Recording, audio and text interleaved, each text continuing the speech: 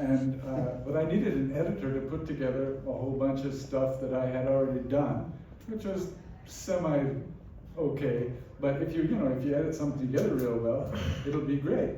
And someone told me that this young lady, she's possibly free, you could ask her if she'd edit. She's a trained editor and at a studio in Madras where I was living. And so I went and met her, and I had this pile of videotapes and stuff like that, and she started working on them. And well, my version of the story is that, you know how an editing room is? Any of you have ever been in an editing room? It's dark, okay? And you have to sit side by side, and it's really cozy. And she says what I did actually was just dump all the tapes on the desk and split and said, I'll see you next week or something like that. Now, who's telling the truth? I mean, yeah, that's true. That's how it was. He came and dumped these tapes, and he said, I'll see you back in 8 hours or 2 days. I can't remember how long it was. But we actually knew each other from before. So, which story do I tell? Okay, so I first met him when I was 15 years old. No. So, well, it was probably like Miami Serpentarium. The Croc Bank was like one of the few attractions around the city, and everyone who lived in the city had been there multiple times, and I'd been there, and it just so happened that day Ron was walking down the main public path, and we got to say hello. So I remember meeting him, but I don't think he remembers, although he claims he remembers. So that was the first time we met, at least in my memory. And then before I cut your show reel, I was trying to get out of editing and become a producer, and a friend's friend was working on this NGO, a non-profit that was doing snake awareness, and they wanted a film to promote the work they were doing. And everyone said, if you want to make a film on snakes, you've got to go and meet Romulus Whitaker.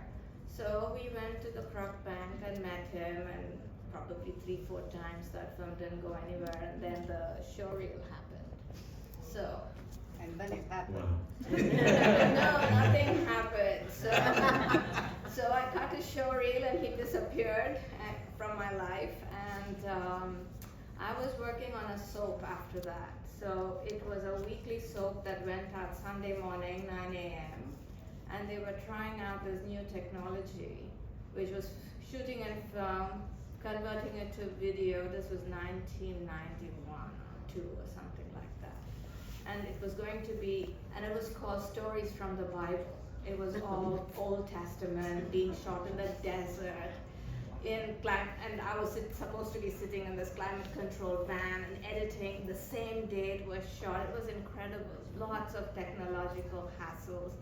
And on Saturday night, 10 p.m., the flight's going to take the tape up to Delhi for the telecast, and I'm still fixing technical problems. And this lasted 9 months or something until I was very close to a nervous wreck. And I said, I need to get out of here. And a common friend, she had worked on the project with me on this soap, quit and went to work with him on a film on rats for National Geographic. And they had finished most of the filming. And she said, we're just doing B-roll, why don't you come and hang out? It's nighttime filming because rats are nocturnal. We've had some chill out time during the day.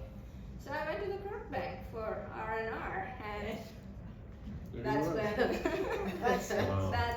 when, yeah. Well, there's a lot more to this story, I'm sure. Unfortunately, we've run out of time, and really, it has been an honor for this panel. Please give this honored panel.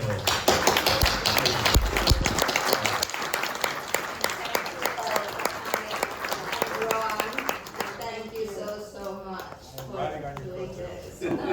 So, as I mentioned,